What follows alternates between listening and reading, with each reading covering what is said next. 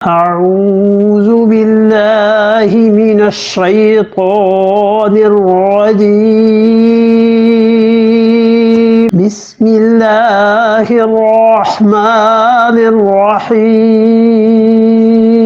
وآتوا النساء صدقاتهن نحلة وإن طبن لكم عن شيء منه نفسا فكلوه هنيئا مريئا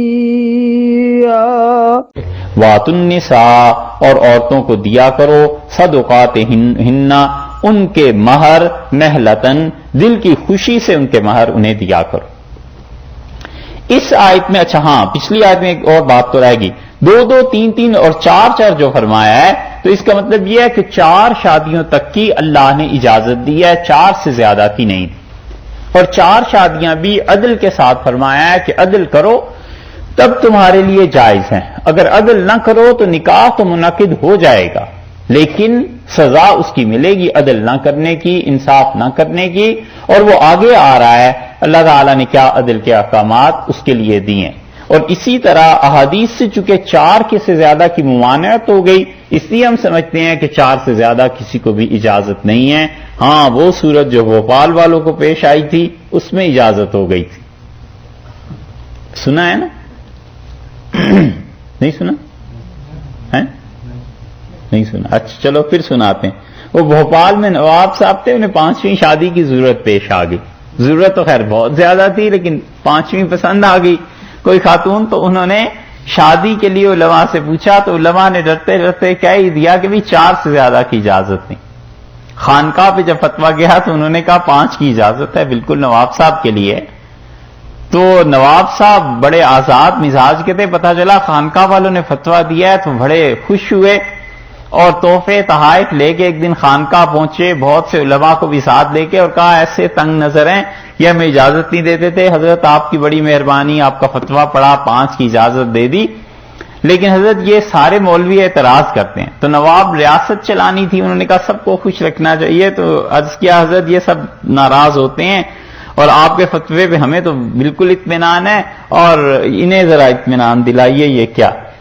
تو حضرت نے فرمایا کہ نواب صاحب بات یہ ہے کہ 4 شادیوں کی شرط تو اللہ نے مسلمانوں کے لیے کی ہے نا.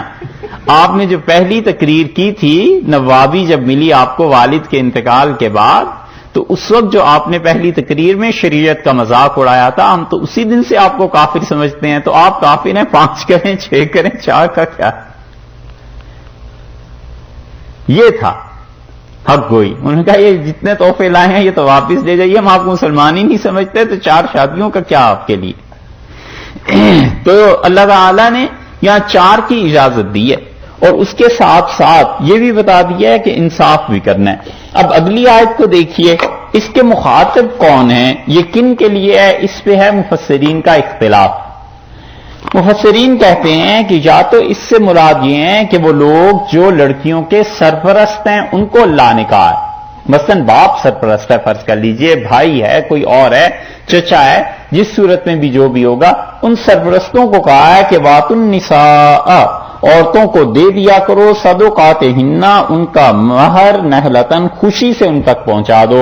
یعنی مرد جو مہر ادا کرتے ہیں تمہارے ذریعے سے تم اپنی بہنوں کو بیٹیوں کو خوشی سے ان تک پہنچاؤ. اس حق مہر میں سے خود کچھ نہ رکھنا، یہ تمہارے لیے جائز نہیں. اس سے معلوم ہوتا ہے کہ حق مہر کے طور پہ جو کچھ بھی ادا کیا جاتا ہے لڑکے والوں کی طرف سے، لڑکی کے رشتہ دار عزیز، لڑکی کا باپ، اس کا ولی، اس کا سرپرست اپنے پاس اس پیسے کو رکھ لے گا. یہ پیسہ حرام ہے، اس کے لیے ناجائز ہے، درست نہیں. ابھی بھی آپ دیکھتے چلے جائیے مسلمانوں کی تہذیب، کسی زمانے میں تہذیب تھی، اب اتنا ظلم مچا ہوا ہے. ابھی بھی کتنے لوگ ایسے ہیں اور خاص طور پہ پٹھانوں کے کتنے قبیلے ایسے ہیں جو اپنی بچیوں کا نکاح کرتے ہیں اور اس کے عوض میں پیسے وصول کر لیتے ہیں مہر کے نام سے، کسی کے نام سے بھی، اور ایک طرح کا وہ لڑکی کو بیچ دینا ہوتا ہے اور وہ پیسہ لڑکی کو نہیں ملتا، وہ اس کے والدین جو بھی ہوتا ہے وہ رکھ لیتے ہیں. ایسی چیزیں اب بھی معاشرے میں پائی جاتی ہیں. یہ کون سا اسلام ہے؟ یہ ظلم ہے. اللہ نے فرمایا ہے، اس لیے مفسرین کہتے ہیں کہ خطاب ہے اللہ تعالی کا ان سے جو ان کے سرپرست ہیں خواتین کے، کہ دیکھو ان بچیوں کا حق مہر خوشی سے انہیں دے دیا کرو۔ ایک تو ترجمہ یہ ہو گیا، اور دوسری چیز یہ ہے کہ مفسرین کہتے ہیں کہ یہ اصل میں خطاب شوہروں سے ہے، شوہر اس کے مخاطب ہیں کہ وات النساء، جو تم عورتوں سے نکاح کرتے ہو تو صدقاتہن، ان کا صدقہ کی جمع ہے یہ صدقہ، بلکہ صدقہ خود جمع ہے۔ صدقہ کا مطلب یہ ہے کہ یہ اصل میں لفظ بنا ہے صدق سے، اور صدق کہتے ہیں سچائی کو، ٹھیک؟ تو شوہر جب اپنا مال دیتا ہے نا، پیسہ، اس سے پتہ چلتا ہے کہ اپنے ارادے میں سچا ہے، کیونکہ تمنا تو بہت سو کی ہوتی ہے مگر ارادہ کسی کسی کا ہوتا ہے، تو تمنا اور ارادے میں فرق ہے نا۔ تمنا تو ہر آدمی کرتا ہے کہ میں بھی جنتی ہو جاؤں، مگر اس کے لیے ارادہ کرے، کچھ ہمت کرے، کچھ کمر باندھ لے کہ بالکل ٹھیک ہے کام کرنا ہے، یہ الگ بات ہے۔ تو تمنا اور ارادے میں بھی بڑا فرق ہے، ہمت کرتا ہے نا ارادے کے ساتھ۔ تو شوہروں کو ہے کہ صدقہ کا مطلب کیا ہوا؟ مراد اس سے مہر، اور مہر کا مطلب وہ صدق سے چونکہ ماخوذ ہوا، تو اس سے شوہر کی صداقت معلوم ہوئی کہ اس نے گرا ڈھیلی کی، اور جتنا حق مہر مقرر ہو چکا تھا یا ہونے والا تھا اتنے پیسے اس نے نکال کے الگ کیے۔ اب پتا چلا کہ یہ واقعی نکاح کرنے میں تو سنجیدہ ہے، تو اسے کیا چاہیے؟ اللہ نے فرمایا نہلتن، فریضہ ہے جو خوشی سے پورا کرنا ہے۔ یہ نہیں ہے کہ نکاح کرتے ہوئے تو حق مہر لکھوا لیا 5 لاکھ اور پرواہ نہیں کی، اور والد صاحب نے لکھوا دیا، اور اب جب اہلیہ نے کسی دن بھی یاد دلا دیا کہ حضور 5 لاکھ تو قرضہ یہ بھی باقی ہے، تو اس دن ایسا موڈ آف کہ نہ کھانا اور نہ پینا، اور اگر بس چلے تو بالکل سولی پہ چڑھا دیں کہ نام کیوں لیا۔ اللہ نے فرمایا عورتوں کو ان کا حق مہر ادا کرو۔ یہ مہر جو ہے یہ اتنی ضروری چیز ہے، یہ کوئی بچوں کے کھیل نہیں ہے۔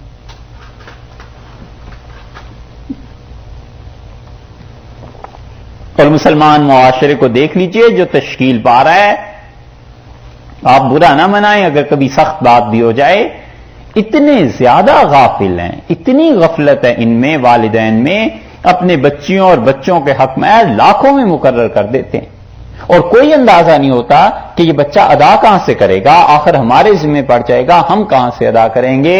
اور اگر عورت معاف نہ کرے، آگے احکامات اس کے آ رہے ہیں، تو یہ قرض رہے گا ساری زندگی، اور قرض کو اپنے ذمے جان بوجھ کے رکھنا یہ کوئی عقل مندی کی بات ہے؟ لیکن کوئی اسے قرض سمجھے تو تب نہ۔ قرض اگر محلے میں کسی کا دینا ہو، گلی میں دینا ہو، تو 10 بار آدمی دن میں سوچتا ہے کہ وہ قرض ادا کرنا ہے، یار کہیں سے پیسے ہوں ادا کریں، جان چھٹے اس سے۔ بیویوں کے مہر قرض ہی نہیں ہے، اللہ نے کہا پھر اس کے ساتھ ساتھ خوشی سے ادا کرنا۔ یہ تھوڑا ہی ہے کہ چہرے پہ ایسے جیسے بالکل مردنی کی کیفیت آ رہی ہوتی ہے کہ لیں آپ کا حق مہر ہے، تو وہ بیچاری کہتی ہے اچھا بھائی اس سے بہتر ہے کہ تم خود ہی رکھو، بھائی ان لغوی معنی میں صدقاتہن نہلا۔ اللہ نے فرمایا خوشی سے ادا کرو حق مہر کو۔ فَإِن طِبْنَ لَكُمْ عَنْ شَيْءٍ مِّنْهُ، اور اگر وہ اپنی خوشی سے دے دیں تمہیں واپس۔ اور اللہ نے لفظ کیا بولا ہے دیکھو، عجیب بات ہے، یہ دلیل ہے اس کی کہ رسول اللہ صلی اللہ علیہ وسلم نے یہ کتاب نہیں لکھی، اللہ ہی نے نازل کیا۔ اللہ نے فرمایا نفساً، اپنے جی کی خوشی سے دے دے، یہ نہیں کہا اپنے دل کی خوشی سے دے دیں، فرمایا اپنے جی کی خوشی سے دے دیں۔ دونوں میں فرق یہ ہے کہ اپنے دل کی خوشی سے پیسہ کون کس کو دیتا ہے، اور جی کی خوشی کا مطلب یہ ہے کہ کوئی جبر نہیں، اکراہ نہیں، مکمل طور پر رضامندی ہے، اور وہ خوش ہے کہ آپ اس کا مال اس سے لے لیں۔ وہ خوشی سے 10 لاکھ حق مہر تھا، اس نے کہا اتنا میں نے کیا کرنا ہے، تمہارا ہی پیسہ ہے، رکھو 1 لاکھ آپ اس میں سے لے لیں۔ اللہ نے کہا اپنی خوشی سے وہ کوئی چیز واپس کر دیتی ہے، فَكُلُوهُ، تو تم اسے کھاؤ، تم اس سے لطف اندوز ہو اس پیسے سے، ہنیئا مریا، رچتا پچتا۔ ہنیئا مریا بہت خوشی سے کھا سکتے ہو، مبالغے سے کام لیا ہے اس کے مباح ہونے میں۔ حضرت علی رضی اللہ عنہ سے کسی نے پوچھا کہ کیا کرے، انہوں نے کہا شہد کھائے اور دودھ پیے۔ مطلب یہ ہے کہ بڑی خوشی سے وہ پیسہ مکمل طور پر تمہارے لیے جائز ہو گیا۔ ہنیئن کا لفظ لائے ہیں، اور ہنیہ فعیل کے وزن پر ہے، یعنی وہ چیز جو بغیر مشقت کے حاصل ہو جائے۔ ایسا مال جو بغیر محنت کے حاصل ہو جائے تو یا تو پھر وہ باپ کی وراثت ہوتی ہے یا بیوی کا مہر ہے. ہاں اس میں کوئی مشقت نہیں نا, تو آسانی سے حاصل ہو گئی. وہ کھانا ہنی, اس کھانے کو کہتے ہیں ہنی جو بغیر تکلیف کے حلق سے نیچے اتر جائے. تو کیسا اترے گا پھر؟ اور پھر دوسرا لفظ فرمایا مریا. مریا کا مطلب بہت ہی خوشگوار. اگر وہ اپنے حق مہر سے اپنی پوری مکمل خوشی سے تمہیں دے دیتی ہیں تو کوئی حرج نہیں ہے, تم اسے استعمال کر سکتے ہو. اور اگر وہ نہ دیں اور اپنا حق مہر وہ وصول کرنا چاہیں, کوئی پابندی نہیں ہے ان پہ, حتیٰ کہ وہ حق مہر جو ہے وہ اگر یہ شرط لگا دیں کہ جب تک ادائیگی نہیں ہوتی تو وہ بیوی اس کی نہیں بنے گی, یہ ان کا حق ہے. سمجھے؟ یہ مسئلہ بھی پہنچا دینا چاہیے کہ یہ بھی حق بنتا ہے. یہ سارے حقوق, اور حتیٰ کہ شوہر اور بیوی شادی کے بعد بھی حق مہر میں کمی یا اضافہ کرنا چاہیں تو وہ بھی اللہ نے اسے اختیار دیا ہے. مثلاً 5 لاکھ ہو گیا تھا, وہ شوہر کہتا ہے بھئی ہو تو گیا تھا لیکن میں اتنا نہیں ادا کر سکتا. بیوی اپنی خوشی سے کہتی ہے کہ اچھا اسے 50,000 کر لیں, یہ بھی ان کو اختیار حاصل ہے. اگر وہ نہیں مانتی اور کہتی ہیں اتنا ہی ادا کرنا پڑے گا تو شوہر اس کا پابند ہے, وہ ادا کرے گا. اس لیے یہ حق مہر کا مسئلہ جو ہے یہ کوئی چھوٹی سی چیز نہیں ہے. سب سے آسان صورت یہ ہے کہ آدمی حق مہر رکھے ہی اتنا جس کو نکاح سے بیشتر ان کے گھر بھیج دے کہ یہ ان کا حق مہر ہے, یا نکاح کے موقع پہ ادا کر دے, یا جو زیورات ہیں ان کو دے دے, کوئی بھی چیز, لیکن یہ کہ وہ حق مہر کی ادائیگی ہو جائے. یہاں تک کہ آگے احکامات آ رہے ہیں اس میں یہ پتا چل جائے گا کہ اگر مرد مر جائے تو جو اس کی وراثت میں چیزیں رہ جائیں گی پیچھے, سب سے پہلے اس کا حق مہر ادا کیا جائے. اور مسئلہ یہ بھی سوچنے کے قابل ہے کہ اگر کسی کے والد کا انتقال ہو جائے اور والد نے حق مہر ادا نہیں کیا تھا والدہ کا, تو اب اولاد کے ذمے یہ ضروری ہے کہ اپنے والد کا قرضہ ادا کرے. آج سے 50 برس پہلے نکاح ہوا تھا, 30 برس پہلے نکاح ہوا تھا, اور حق مہر کا کچھ تعین ہو گیا تھا, نہ والدہ نے کبھی ذکر کیا نہ والد نے کبھی ذکر کیا, اور اس حال میں دنیا سے چلے گئے تو وہ والد کے ذمے ابھی بھی قرض باقی ہے. والدہ کا قرض اس کی اولاد ادا کرے گی, تب جا کر کہیں بات بنے گی. یہ ایسا قرض ہے, اور اگر معاف کرا لیا کہیں اس حق مہر کو عورت کی اس بیماری میں جس بیماری میں موت کا خدشہ تھا, تو فقہا نے لکھا ہے وہ معافی نہیں ہوگی. مثلا پیدائش کا وقت تھا بچے کا, اور کوئی پتہ نہیں زندگی بچتی ہے نہیں بچتی, اور اس سے بیوی نے کہا کہ میں نے آپ کو اپنا حق مہر معاف کیا. فقہا کہتے ہیں کہ اگر اس کا انتقال ہو گیا تو اس کی کہے کا کوئی اعتبار نہیں ہے, اور اگر وہ صحت پا جائے ٹھیک ہو جائیں تو پھر اعتبار ہے, اور اگر انتقال ہو گیا تو کوئی اعتبار نہیں. وہ حق مہر جو ہے وہ اس لڑکی کی وراثت میں آئے گا, اور وراثت میں جتنے حصے بھی اس کے بنیں گے نا, جو کچھ بھی اس کے ماں باپ کو یا کسی کو بھی پہنچے گا وہ وراثت میں سارا تقسیم ہوگا. سمجھے؟ یہ اتنی چھوٹی چھوٹی چیزیں نہیں ہیں کہ لوگ اتنی آسانی سے ہڑپ کر جائیں. یہ عورتوں کا حق ہے. اللہ نے فرمایا نہلتن, اپنے دل کی خوشی سے اپنا حق مہر ادا کرو. فَإِن تِبْنَ لَكُمْ عَنْ شَيْءٍ مِّنْهُ, اور اگر وہ اس میں سے کوئی چیز تمہیں دے دیتی ہیں نفساً اپنے جی کی خوشی سے دے دیتی ہیں, فَكُلُوهُ هَنِيًّا مَرِيًّا, تو اسے کھاؤ یعنی استعمال کرو اس کو رچتا پچتا, بڑی خوشی سے, بہت اطمینان سے, بہت پاک مال ہے تمہارے لیے.